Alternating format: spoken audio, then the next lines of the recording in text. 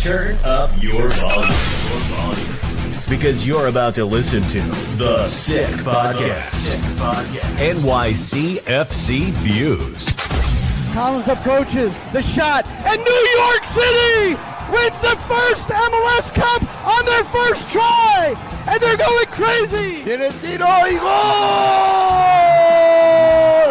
Gol!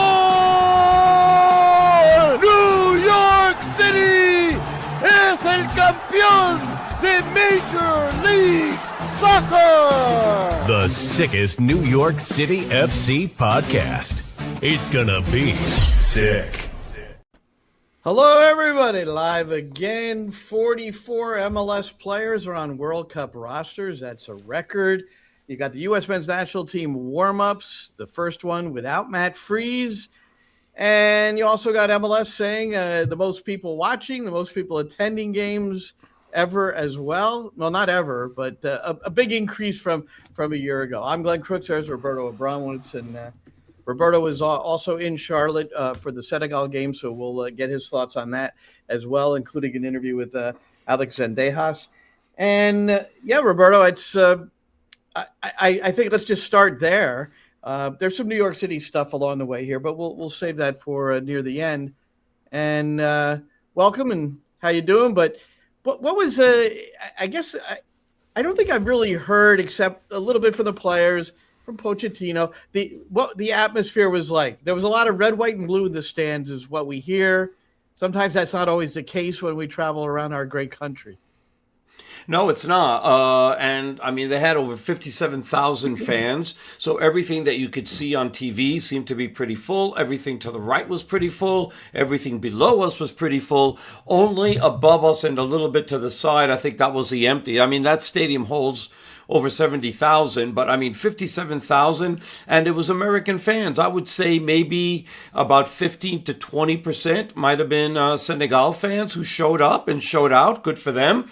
Added to a lively atmosphere. But the American fans really came to watch the team. They inspired the team early. Christian Pulisic spoke about this without being prompted, and it really helped the team really start very lively on the front foot, pressuring, and had a very good Senegal team that wanted to have the ball, that wanted to dominate the ball, just basically backtracking and chasing the game right from the get-go. So it was a very good performance by the U.S. national team, and the crowd, if you listen to what the players said and what the coach said, had a lot to do with it.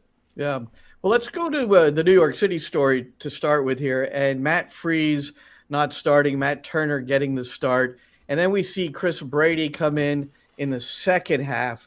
So there are some things you can surmise that might happen against Germany and then leading into Paraguay. But what did all you journalists, reporters, social media influencers, what did you guys all think about this? Well, I think it went on changing, right, as the game progressed, because Pochettino made 10 lineup changes at halftime, and one of them was Turner out and Chris Brady in. So when that happened, I think from the New York City perspective, I think you got the idea that you're going to see Matt Freese against Germany, which should be the tougher of the two teams, and maybe we'll get to see more of what the starting team is going to look like, because he divided up the starting team in the first half and in the second half. You saw guys like Weston McKennie, who you've got to believe is a lock-in starter, and the same thing with Balogun. I think those two guys, especially Weah as well, right, I think that those three guys are probably starters. Where can almost be debatable depending on how you use Sergiño Dest. If you decide that you're going to go 3-4-3 or 5 in the back, however you want to look at it, then that becomes a little bit debatable. But he divided the team up. And the one thing that impressed me that I wasn't expecting was the ability of Pepe and Pulisic to really understand each other and to play together and read each other's minds. Their connection was outstanding. And I actually asked Pochettino about that during the press conference. But I thought that as a combination, that is something that really took me a little bit by surprise, because you expect Balogun to start, and it's understandable that he starts. But if something isn't working in the second half and you're in the 60th minute, there should be no hesitation at all by Pochettino of putting Pepe in either for Balogun or alongside of Balogun, because what you're going to see is that there's an understanding between him and Pulisic that really helped unlock Pulisic. So that was really good to see.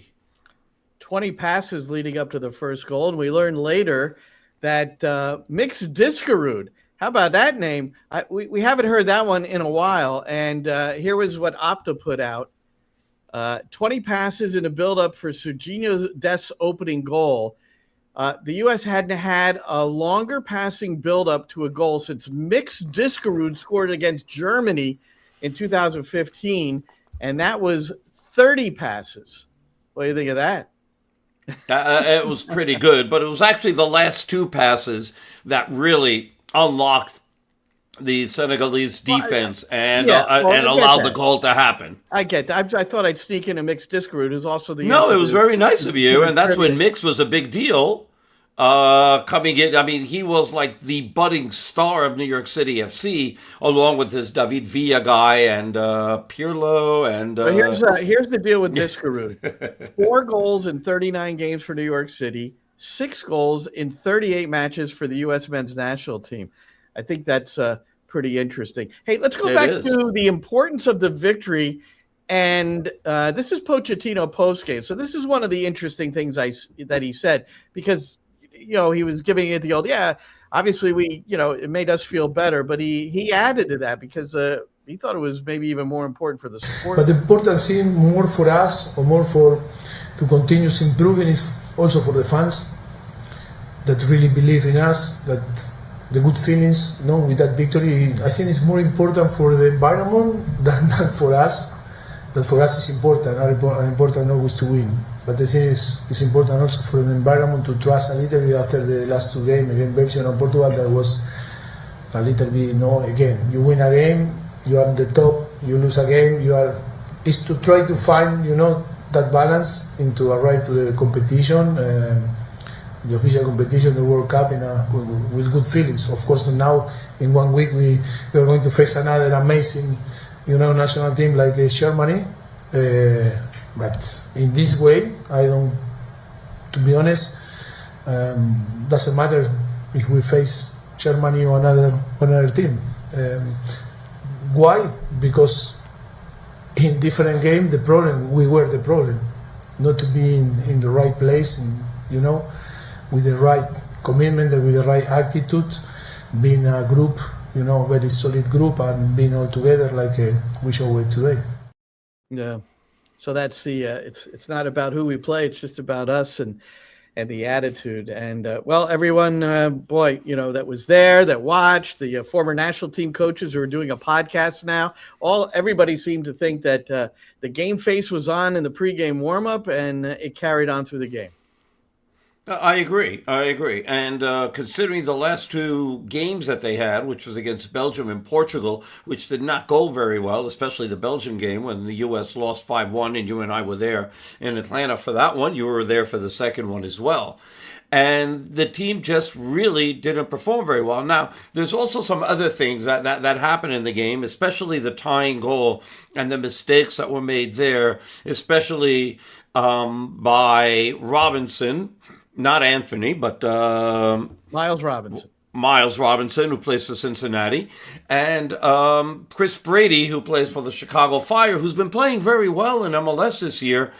And it's a shame that, he sort of got caught up in this goal. And I don't know how much blame you can put on Brady on it, but I guess there's somewhat on it. But also Mane made a beautiful, beautiful play. I mean, you're talking about one of the great players in the world right now. And he goes and he puts his foot in, anticipating the Miles Robinson back pass. And then he's able to beat Brady to the ball. Yeah. And then nice little sombrerito to beat him there. And Robinson made all the effort he could to try to get back. And he almost caught the ball as it went into the net. But he was just a step late. But he's got to play better if he's going to see the field for the U.S. national team right now. Unless they're able to unlock something in him, he's a liability out there, and that's a shame because there was a time where he was one of the best defenders in MLS. Yeah, well, the big discussion point around Miles Robinson, would Pochettino actually pull the plug on him and bring a midfielder in before the June 1st deadline? You didn't think that was going to happen, and it didn't, because his play has been maybe less than effective at times for Cincinnati, and now, not in a confident way. Look, at the back is so key, and I just believe that Robinson's chance to play has become more limited. The only thing I would say, Roberto, if you're going to play three at the back, you have to have three athletic guys back there against some of these countries we're going to face, which leaves Tim Ream, I'm not sure where. But that's another step in the process here, and we'll see what they. Well, I think, Glenn, you and I have talked about this for a while. We're not the only ones. I understand the leadership qualities that Tim Ream brings, and it's probably one of the reasons why he's not only on the team, he's a team captain. But at the end of the day, he's not very fast. I mean, he's in his late 30s now, and it's showing.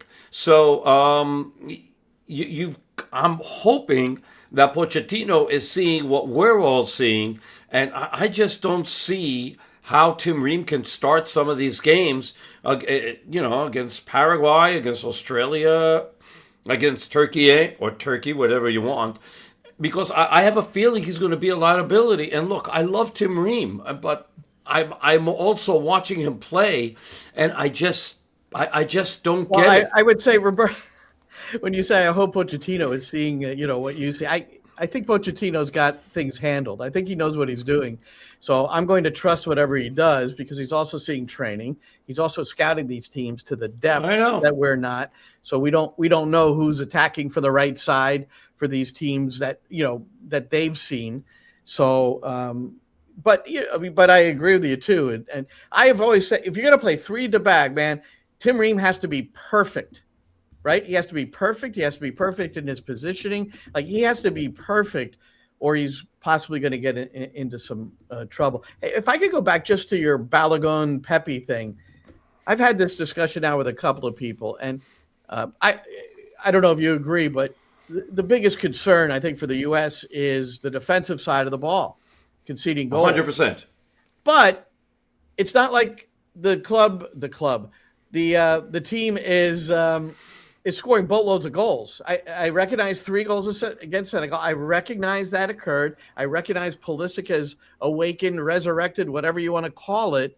And it was a fantastic half for him. Absolutely important half for the whole program. But your 3 top goal scorers who have all done it at a high level for their clubs in pressure situations, 2 of them are going to be on the bench at the start of every game. My thing is, why can't you consider playing twin strikers? And I've looked at a lineup that would make it work. And the only issue, either Dest or Weah would have to sit at the start of the game. Otherwise, you've got a freaking hell of a team out there. Seriously. So if you're playing 2 strikers, give me what you have around them. Are you playing 4 in the back? Are you playing a 4-4-2? No, you're playing 3. What are you playing? Back. You're playing 3 at the back, whoever your 3 center backs are. So pick out your 3 center backs. Anthony Robinson, left wing back, either Weah or Dest, right wing back. McKennie and Adams in the midfield.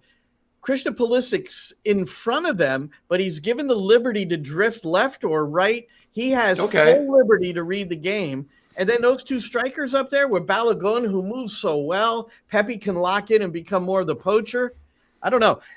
I recognize goal scoring might not be the major issue, or the attack be the major issue, but man, you might have to score 2 or 3 goals to get anywhere in this tournament in games. I agree. The problems that you have in the back make you have to be more aggressive at the front. I fully understand that, because if you're going to play that defensive to try to protect the middle of the middle of defense, but then again, he didn't set himself up to be able to do that, because he only has one true defensive midfielder, although you have other players who can play that role as well. I mean, we're talking about obviously Tyler Adams, but they didn't bring in Tanner Tessman, right? Which might have been the other defensive midfielder that you could have had with a team. And so it's a situation where you might have forced your own hand of having to play in a different way. But I agree that the team is going to have to score goals. They're not going to. I don't think they're going to win many 1-0 games. Yeah, 2 goals. You got to score 2 goals in your game, and if you're going to rely, who are the goal scorers? Are you saying now Pulisic is officially a goal scorer again? Yes. I don't think you could say that. So that's my own assessment. Okay, you can't after one match. You cannot say that. He went. I'm looking at his all history. I understand games. what you're saying. I'm looking at all of his history here, not just what he's done just recently. I'm looking at his career, what he's been able to do, and his level, which is the best player on the team. I think you have to take historical perspective. You also have to take 17 games without a goal leading into into the fact he scored a goal and had an assist. And he did it for the left side. So I'm waiting for somebody to say, how can you put him in the middle of the field when he's attacking on the flank? That's why I'm giving him drifting capabilities to get out wide. And he can play either side. And he's done that. Exactly. And Anthony Robinson can come underneath him. Dest, look where Dest scored the goal from. I mean, come on. Yeah. He's in the middle of the goal from right back. So that was fantastic. That was just a great goal. Let's get to a couple of these. Sebastian Berhalter started, and he was the only player to survive the second half, and he came out and played at the start of the second half while Pochettino made 10 other substitutes. So here's Tyler Adams, former captain, but they've given that chore now to Tim Ream, and I think that's a good decision.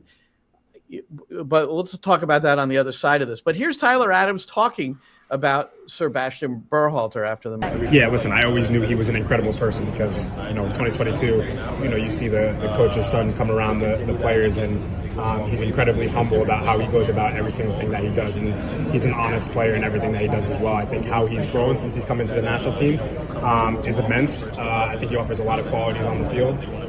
He's just an incredible person to be around. I hang out with him so much. He makes the team better, and he's improving every single day. All right, and that's, playing next to Adams. He's got to trust the person next to him. But it was nice to hear him say, Greg Berhalter he's referring to, obviously, in 22, and that Sebastian's around the team. And what did Pochettino say after the game? He called him a monster, like, in a good way. Like, not 100%. He's a 200% player. And, well, those are guys. He loves the heart. He loves the heart that Berhalter has. And the other part of what Berhalter can bring is that he's a really good set-piece taker. So you don't only have to depend upon Pulisic. If Pulisic isn't having it in his day, there's nothing wrong with having Sebastian Berhalter on these, because he's excellent on set pieces. All right, Roberto, let's before we get, so you've got a couple of minutes with Zendejas coming up, and Zendejas was a second half substitute and was a guy who was probably the last guy selected out of the 26 or somewhere in there. Maybe it was Gio Reyna. I don't think so. But Zendejas was the one where, and you've been one of the more supportive, beating the drum for Zendejas for a long time. But I want to get to the hydration break in the first half, and I wasn't sure from the press area, what you were able to see. I suppose you have all the monitors and you could see what was going on. But this was fantastic, although I agree with Pochettino. I'm not a big fan of it. But post-game, he was asked a couple of times about it. So I wanted to play the clip here. This is post-game Pochettino. So about 20 minutes into the first half. So here's the setup. The World Cup is requiring a mandatory 3-minute hydration break. No matter if it's 50 degrees out, you're taking a hydration break. So it's a mandatory 3-minute hydration break in the first half and the second half.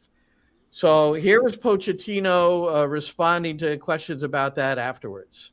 Unusual, but I want to tell one thing. I was the first to start doing this. In the halftime, yes, when I started in Espanol in 2009.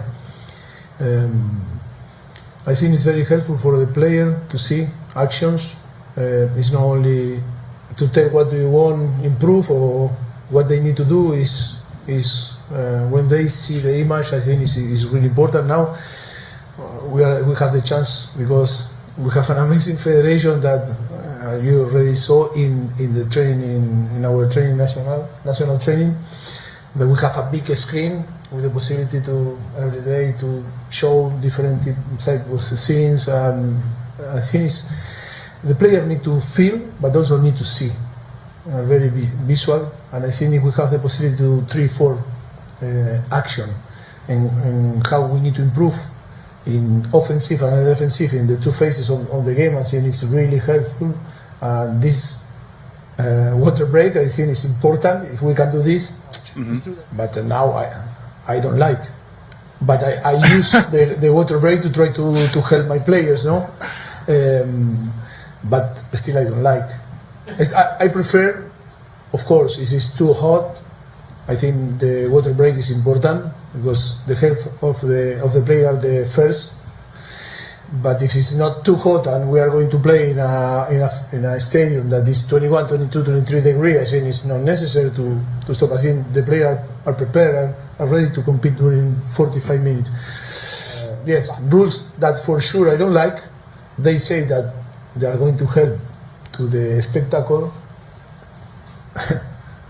but we are going in a direction that we are going to change, because if we add the rules, and then the soccer or the football that we know is going to stop to exist and is going to become another sport.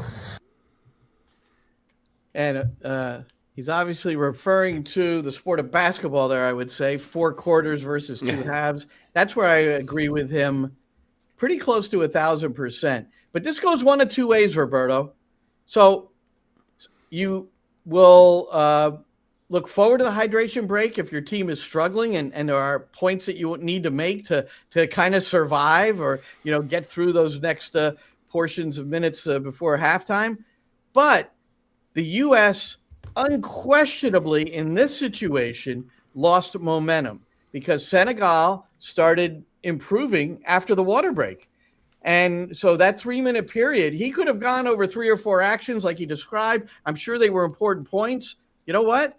You were the better team at that point. You're up 2-0, and then you lost out on it. So I don't like it. We all know why it's there. It's there for the players in some situations, but it's mostly there for commercials. We think now, Roberto. The one thing I would say is they did not go to commercial in this situation. Now, well, that's TNT. That was their decision. Yeah, it might be different in the World Cup, and good thing they didn't, because that's when we got a chance to see this.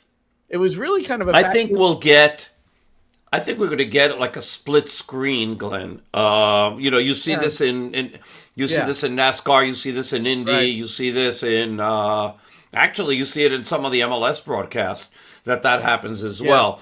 That they'll go to a split screen, so. And you'll have the ad, and you'll be able to not lose focus of what's going on the field. So I think that's what they're basically going to do. So before we get to the Zendejas, since he brought up kind of the rule, and now it's a 4-quarter basketball game. Here are some rules that are going to be. IFAB has made the changes, and they are going to be part of the World Cup. VAR can step in if a foul is committed before the ball enters play at a set piece. How about that? I hadn't heard that. VAR can overturn wrongly awarded second yellow cards. We've heard that. And I like that a lot. Yeah, for sure. And incorrectly awarded corners. Good. 5-second countdowns for throw-ins and goal kicks. I can't wait to see that. Yep. That's going to be. I predict that's a nightmare. red cards for players covering their mouths during confrontations. No referee. Here's my prediction on that. Not a single referee will pull a red for that. You want to bet? I'll bet you right now. How much money you got in your pocket? Nah, I'm not doing that. All right. There's no referee that's going to do that. Punishments for teams walking off the pitch in protest. What is this? The Senegal rule? And then Yeah, I guess. mandatory 1 minute off-field treatment periods, and that's the 15 seconds. That's the one that MLS utilized last year, and then this year. Well, it was 2 minutes last year. This year they modified it, brought it down to 1. I want to tell you something, Glenn, about the red cards for players that cover their mouth. You realize, okay, there are a lot of referees that are going to be in this World Cup that like to shine, like to be the center of attention. And I'm not as sure as you are that they're not looking for the opportunity to be able to brandish a red card there because it serves their purpose. I don't know if I agree with you, because the referees that are there, one of the reasons they're there at the World Cup, Ishmael Elfath aside perhaps, but the game is they don't make the game about themselves. That's why they're rated so highly. It's the referees like poor Soren Stoica, who I like individually, but he was a guy that refereed the game and made it about himself. How many MLS games has he done over the last 4 years? None. He's a VAR now, and I'm sure that's one of the reasons why. But Glenn, do you remember, I don't know if you were there or not, did you go to the final of Copa America that Uruguay and Argentina played at MetLife that went into penalties? Messi misses penalty. I was not at the game. I was not. You weren't at it, but if you go back and you look at the referee from Brazil made that entire game about him.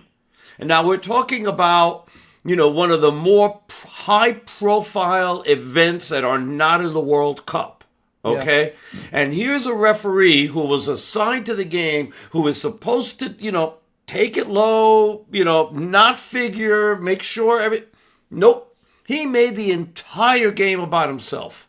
And so it can happen. It can happen. I'm just thinking, all right, Ishmael Elfath, if you're listening, because he follows some of the stuff we do. If you see, here's the way I think you're going to handle it. If you see somebody cupping their mouth, you're going to get over there quickly and say, hey, no, can't do that. Remember, you've been warned. There was a team meeting talking. Don't do it. If you come close, if you move your palm 1 inch towards your mouth in the future, you're gone. You can't have it. And I agree with you, Glenn. I think that what you're saying is absolutely right. But we don't know what the instructions are going to be to the referees, because that they're going to get instructions about emphasizing certain things. Yeah. And you never know if one of the emphasis is, if you see a guy doing that, we've got to set an example. And maybe early they set an example like that, or maybe they'll do that in some of these warm-up games that are happening, so it doesn't happen during the World Cup. But I would not be surprised if it does happen because of it. How about this? Let's get back to the hydration break for a minute. And this is interesting, because I remember when the 2 minutes went up, was there any reasoning in the press box for why a 3-minute hydration break and only 2 minutes of added time at the end of the first half? Maybe the ref had to go to the bathroom. I'm not really sure. All right. No one talked about that?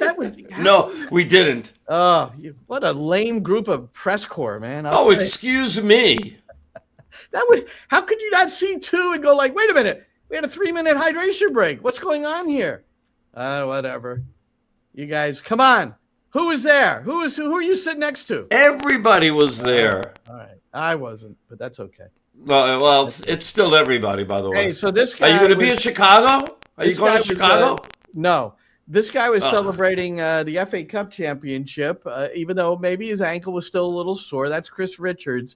Well, on June the 1st, he was on the roster, and then you just shared something in text, which I can't get up on the site here, but he tweeted out or Instagrammed out or whatever this is, him working out. He's working out with the team. He was hurdling a little plyometric exercise here. So, hopefully he's good to go for the Germany match. So that'll be good. That's fantastic. I mean, even if he doesn't play the Germany match, as long as he's ready for Paraguay, that's the goal.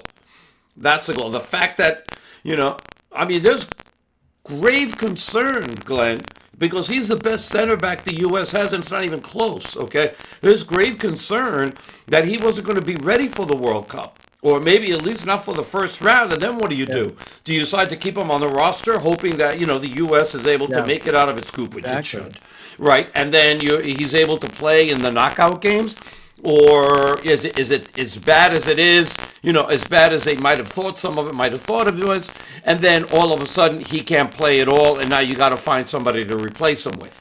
So I'm glad that he's back. I mean, I think that's huge news for the U.S., the fact that he's training full, or seemingly anyway. No, but I think he has a level of importance where you would still keep him on the roster, and, with McKenzie and Trusty and Ream and Robinson, and I'm leaving somebody out. Oh, Alex Freeman, who was really impressive, in that role of, playing fullback, but really central defense on the right at the same time.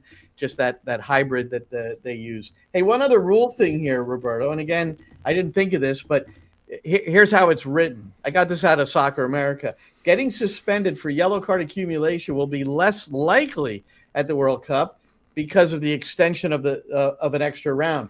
Players will have yellow cards wiped off the books after the group stage, and then again after the quarterfinals. So it's 3 games erased, 3 more games erased. In 2022, for instance, yellow cards were extinguished after the quarterfinals, which was 5 games. So very interesting little development there, I like it. I want to see the best players on the field. And, sometimes, a referee can go a little crazy with their yellows, or a player takes off his shirt and he gets a yellow. Yes, I know he's got to be responsible for what he's doing.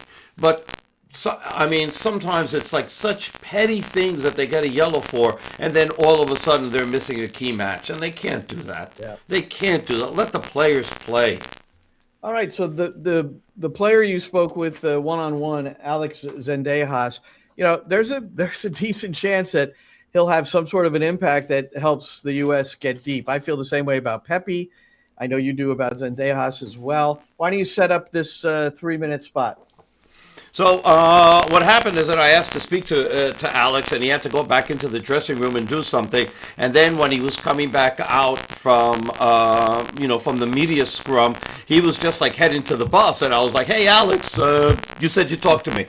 And I got him on the side, and this was just an absolute one-on-one. So this is an exclusive that I have with Alex Zendejas, and he talks about the U.S. national team, his role in Club America, and how he felt getting called up to the national team. What do you think is something special that you can bring to the team? I guess my style of play, my sacrifice I give to the team, my agility on and off the ball. Just honestly, I'm a team player, so any way I can help the team, I'm happy, man. Watching you play in Mexico, watching you play in America, you've played on the right side, you play in the middle, you play in the left. Is there any area in particular that you feel more comfortable? Nah, I think I've shown that I'm able to play in whatever position I've tried, and I feel like that's a good thing. It gives more options to the coach, and then obviously I'm more used to starting on the right so I could come inside. But yeah, I'm super comfortable with any position on the field. You had a chance today to shoot with your left, but you pulled it over to your right. What was the feeling? Did you think that you weren't going to get the shot off? I'm still replaying it in my head, man. I'm bummed out for real. I thought he had the advantage already on my left side because he was fast. I had the advantage, so then I cut to my right. I think I touched it a little bit too far, and now I'm thinking to myself like I should have cut again because I guess both of them were already. Given once had a slide tackle and the goalkeeper was already diving, so in my head I'm thinking I should have cut again. Hopefully in the Germany game or the World Cup I'll have another opportunity. The conversations that you've had with Poch since you've been here, what have they been like, and what is he expecting from you? Yeah, honestly we haven't talked that much, but from what I've heard in other interviews and stuff, he gives me that confidence to be able to play freely, to be able to show my game. He's talked highly of me, and I appreciate that so much, and that gives me some confidence for when I'm on the field, for sure. Were you in any way surprised that you got called up? Yeah, for sure, but I still had that hope, man. I tried to do my best at club level because like that's eventually what coaches see, and that's what gets us our call ups. So I tried to finish the tournament as strong as possible, and yeah, I had that hope and that faith until the end, man. What does it mean for you as an American, right? I know you're born in Mexico. You came here. You're playing for the U.S. national team, as a Mexican-American. But as an American who wears the number 10 for, one of the two top clubs in Mexico, which is America, what does that mean for you? It's an honor, man.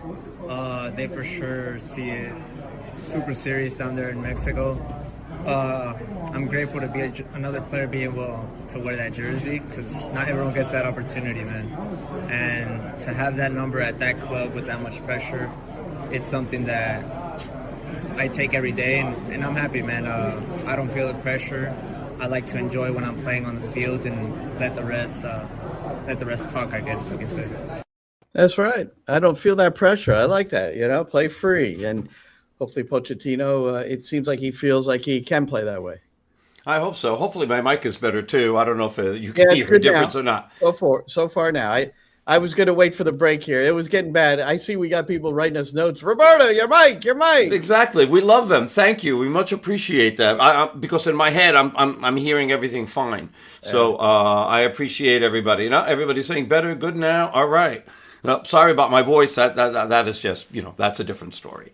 But, Zendejas plays for a team, Glenn, that has as much pressure as pretty much any team in the world. I mean, when you play for Club America in Mexico, they live and die on every single result. It's very, very hard for that team to lose a game, and then you lose 2 or 3, and then they're immediately demanding the head of the coach. It is very, very hard. If you don't play well, everybody's on you. And it's not just the fans, it's the TV pundits, it's everybody. It's a very, very hard league to play in as far as that's concerned. Thankfully, it's not a violent league. It's not like they're going to your home and threatening to blow up your car or your house, which sadly happens in some other places. That's not fanaticism. That's just insanity. But there's a lot of pressure to play there. The way you're saying it too, it's almost one of those environments where for your own development as a player, it seems like it's almost, and maybe they're not sought out. Why more Americans don't go? It's because of that pressure. And you've always heard the players over the years on the U.S. men's national team talk about, going into Central America and playing game. If you haven't experienced, south of the border, it's a whole different environment. And we see how crazy they are. Are you 78,000 at the Rose Bowl? What was that all about for the Mexico-Australia warm-up? I mean, that's remarkable. It's normal. I mean, what used to be normal until the prices got out of hand and the team was performing terribly. So for like the past 2 years or so, the amount of people that would come out for a Mexican game has slowed down considerably because the fans got absolutely tired of being abused. They were being abused by the marketing of these games, the prices for the games, and then the fact that the team isn't very good, and they're still not very good, mind you. They're okay. Maybe they got a little bit better. We'll see how they're going to perform. But it's not the great teams that you had from the beginning of the decade up until 2018. So it's just not been a very, very good team. And we'll see what happens. And by the way, there were two players born in America that made the Mexican national team, Brian Gutierrez and Obed Vargas. Yes. So back to the U.S. men for a second. I think you'll enjoy these cuts, Roberto. Leander Charlakins, who's a journalist that's covered the U.S. for a long time, for a lot of publications, for The Guardian now, and he's out with a new book. And for those who are SiriusXM subscribers on the soccer channel, the hour before we just came on tonight, was my interview with Leander, and it's on the app, and it'll replay again Sunday at 7:00. I mentioned it because he covers in this book the history of soccer, but we spend a lot of time on 1994 and the present because of home soil. That's what I really wanted to get out. And we hear about the golden generation, right, Roberto? That's what this team has been slapped with a little bit, and there's been objections to that. sometimes from the old guard as well. And his chapter is called Golden Generation Maybe. And so I asked him about that. So what will it take to delete the maybe, Leander? Well, the notion of a golden generation is really a poison chalice in soccer, right? Like Portugal had a golden generation with Figo and all the rest, didn't win anything. Belgium had a golden generation with Lukaku and De Bruyne, didn't win anything. To be golden, at some point you have to win something gilded, right?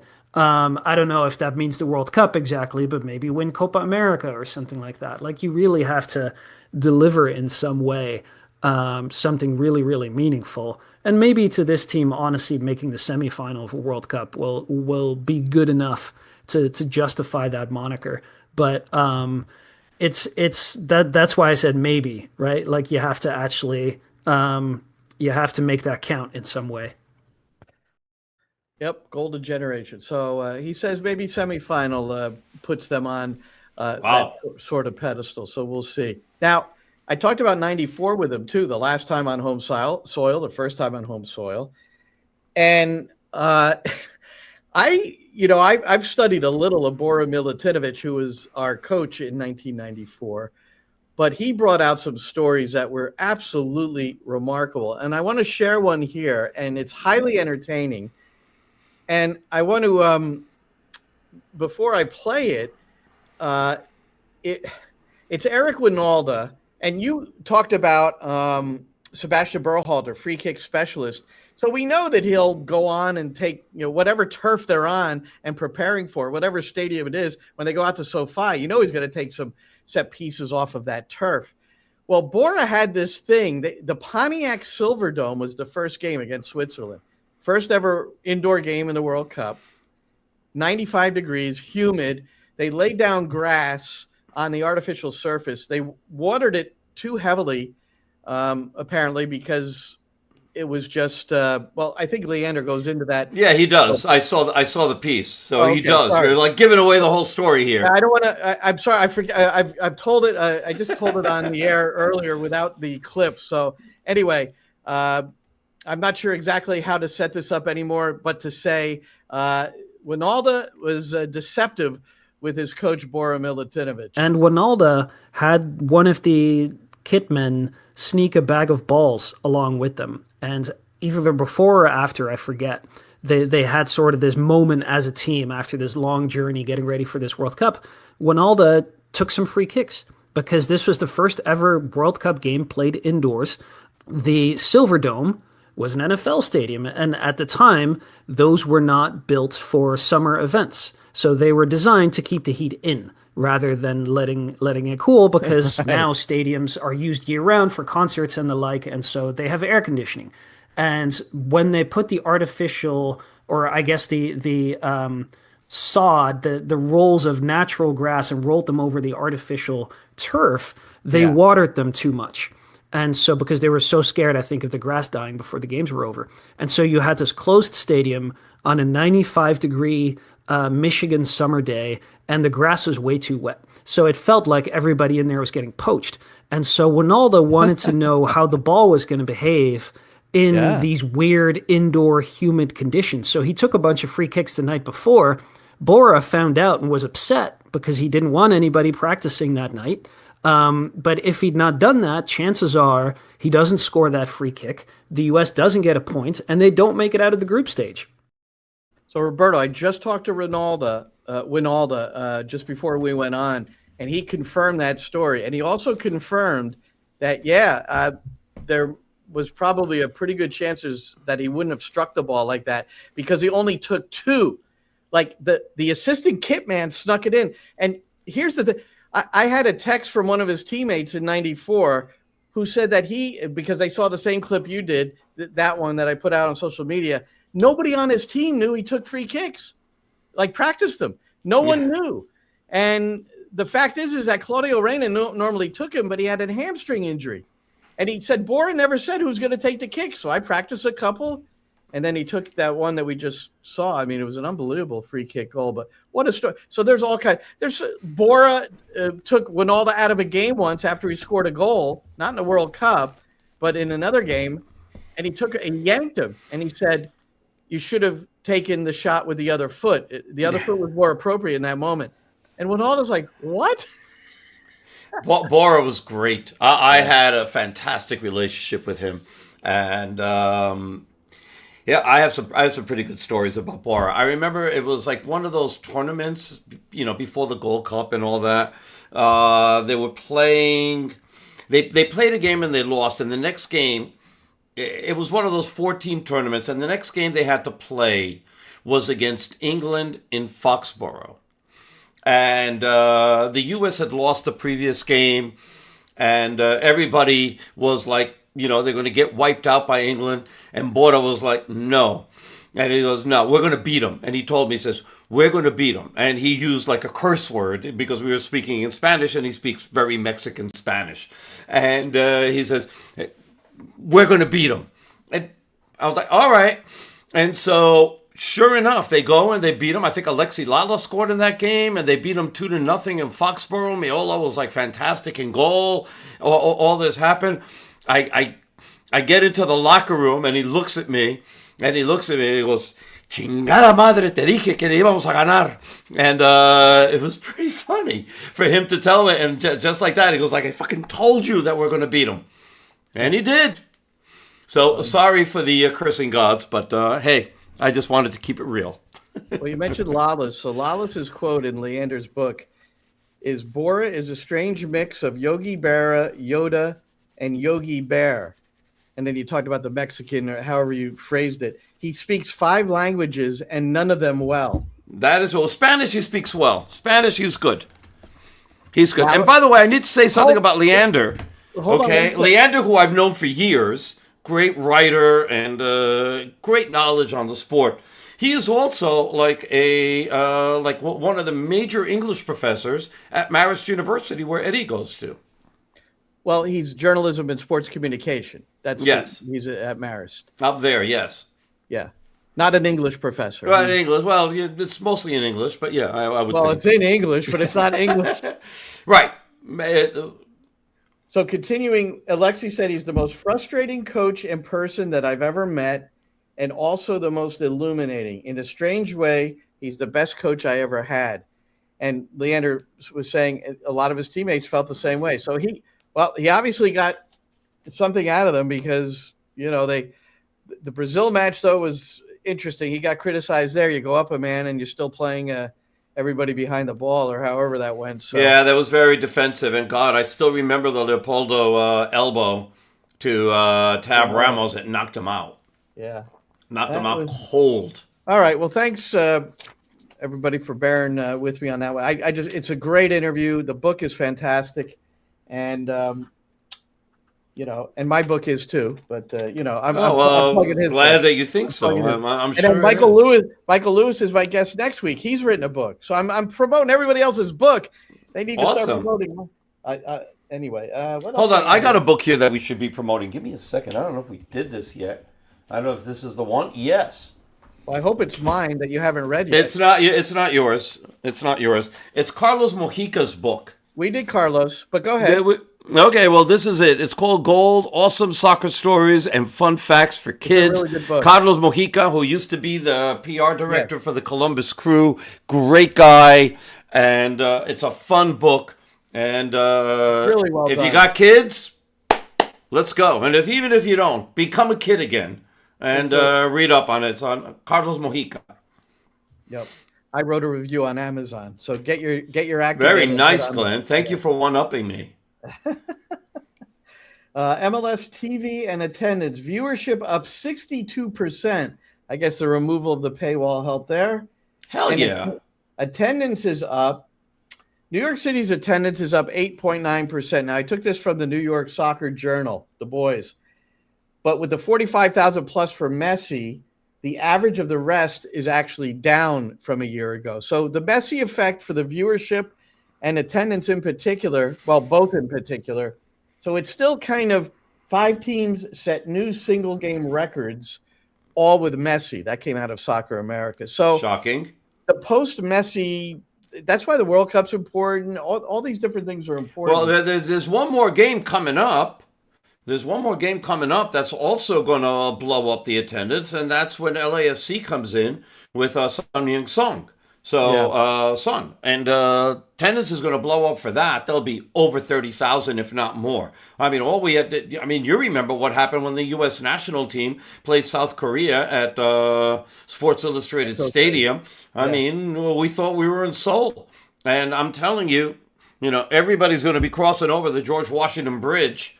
Going, I don't know if it's Citi Field. I don't know where the game's going to be, Citi Field, Yankee Stadium. But they're gonna show up and show out. Andoni Iraola, we got to watch him play midfield for the New York City Football Club, call his games, and then he went back home, so to speak, and started his coaching career. And, well, it's worked out pretty well. Apparently he's got a verbal agreement with Liverpool. How about that? Yeah, he left Bournemouth. He was great there. And he brought them to heights that they had never achieved. And he decided to leave on his own terms. They love him there. They gave him a great, great goodbye. And now, I mean, he's going to one of the absolute top clubs in the world. How about that? I'm just excited for him and thrilled for him. That's great. There'll be a lot of pressure, that's for sure. It amps up.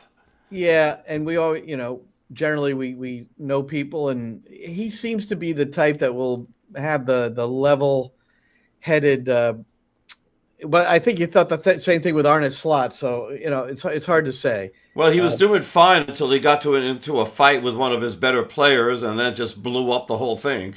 Well, it's handling. Look, I was talking to somebody today, and I mentioned Bournemouth in particular, how they manage that team through analytics and their scouting. They have 1/5 of the budget of these the top 6 clubs, and they still manage to they qualify for Champions League, didn't they? I'm almost certain they did. So I mean, to be able to do that, and with the kind of budget they have, and so it takes coaching, it takes internal sporting director, general manager, whatever you term it, scouting, to get the right people. But he's a Bielsa disciple. So how about that coaching tree? Bielsa, and just add Iraola onto that. Yeah, I mean, he's had so far a great start to his career. So, all right, one final thing, Roberto, just to close with some fun. I asked on our group text about these Panini cards because I just wasn't familiar with them. I was asking about Argentina. Then Maddie said, yes, we have them in England. Well, look at this, man. This is Chile.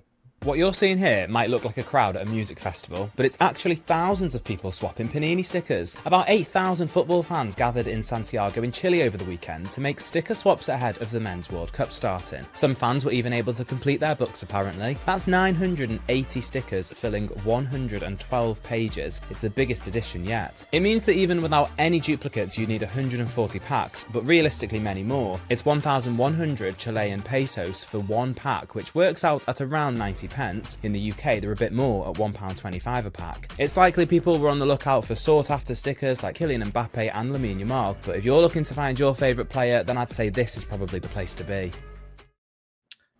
And the one key part about that they didn't mention, Chile didn't make the World Cup. How about that? And they're still all pumped up, but they still want to fill their books up. This is a thing that I don't know how I was never tuned into this. So it's a pretty remarkable thing. And then you sent this thing over text, and I thought what it was playing cards, but no. What a great note that you sent over. And we'll close with this. 736 men arrived in Germany in 2006 for the World Cup. 4 of them have survived in 2026. Let's guess the 4. Well, we don't have an audience, so I mean, we're not going to wait. So Messi, that's one. Who else? Ronaldo. All right. I'll give you Ochoa. Well, I gave it away. Sorry. Yeah, Ochoa from Mexico, and Luka Modric. And then Modric. So there's your 4 that have survived. And that's remarkable. That's absolutely remarkable. 3 of them will play a critical role for their clubs. Ochoa, he's more of a coach than a player, right? Yeah, he's there as a backup. Yeah. Yep. All right, Roberto. Well, we have no game to promote unless we want to promote the July 22nd game at Columbus. Well, we'll be that's there. Our next broadcast. So. We will be in Columbus.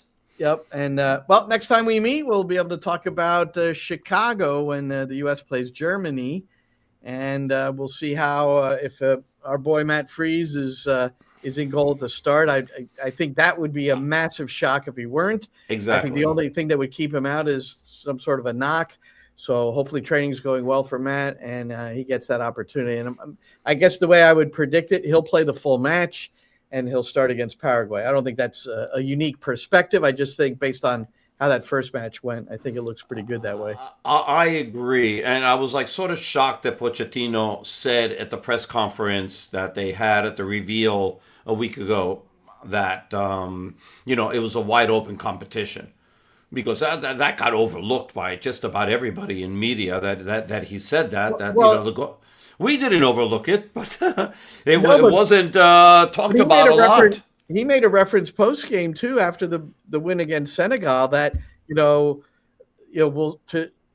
it went something like however it went to see who will play against Paraguay, and he was referring to the goalkeepers. So he still has it out there, but he's always going to do that, and I imagine I think he's trying to keep everybody guessing. But to me, it should be a no-brainer that Matt Freese should be in goal. So we'll see. I'll be out in Chicago. I'll go there the day before the game, leave the day after, and we'll see how that goes. Tickets were really expensive for that game. I mean, for the Charlotte game, you could get in for $29, but over here it's like way over $100 the last time that I checked. Well, that's a shame. Yeah, it was like off the charts. I was like very, very surprised. Let me see if I can find this quickly.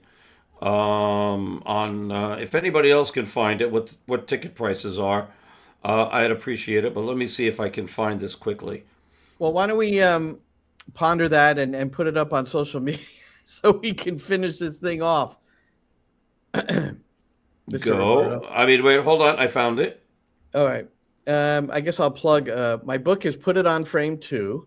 It's a resurrection of some of the 1,200 plus interviews I've done on SiriusXM, including Leander Shalarkins, who we just played. He's not in the book yet because I just did the interview, but he'll be under strong consideration for number 3, which is when I'll probably be retiring as an author. What do you got? This is insanity. I don't know if you can see this. What? Hold it right there. 204, 217, 219, 222 in section 350, which is upstairs and to the right of one of the goals, like behind to the right. Bring a telescope. Yeah. Bring a telescope, and there it is. Huh. All right. Yeah, that's a lot of money. So one has to believe that a lot of people are interested in that game. But I know I heard somebody say, and it was a reliable source, whether it was on the radio or in print, that the game was a sellout. Well, yeah, but these are people reselling tickets. Okay. And if they that actually, with the prices that they're asking, one has to believe that it's an absolute sellout. Oh, okay. I mean, there's a huge German population in Chicago. Yeah. All right. Very good. Well, we'll be tuning in.